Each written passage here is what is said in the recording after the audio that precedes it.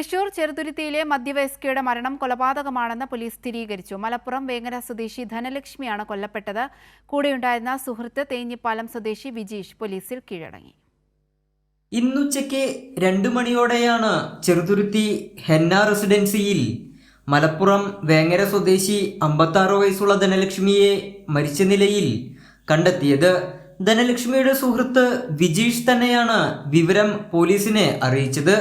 ഇരുവരും തമ്മിൽ വർഷങ്ങളായി ബന്ധമുണ്ടായിരുന്നതായി പോലീസ് പറഞ്ഞു. കഴിഞ്ഞ ദിവസം രാത്രിയിലാണ് ഇരുവരും ചേർന്ന് ചെറുതുരുത്തിയിൽ റൂം എടുത്തത്. ധനലക്ഷ്മി വിവാഹത്തിന് നിർബന്ധിച്ചതാണ് കൊലപാതകത്തിലേക്ക് നയിച്ചത്. മദ്യലഹരിയിലായിരുന്ന പ്രതി ധനലക്ഷ്മിയെ കഴുത്തുഞെരിച്ച് കൊലപ്പെടുത്തുകയായിരുന്നു. പിന്നീട് തേഞ്ഞിപ്പാലത്തെത്തിയ പ്രതി പോലീസ് സ്റ്റേഷനിൽ വിവരമറിയിച്ച് കീഴടങ്ങുകയായിരുന്നു. കൊല്ലപ്പെട്ട ധനലക്ഷ്മി നൃത്ത അധ്യാപികയായിരുന്നു. പോലീസ് സംഭവസ്ഥലത്തെത്തി നടപടികൾ പൂർത്തിയാക്കി.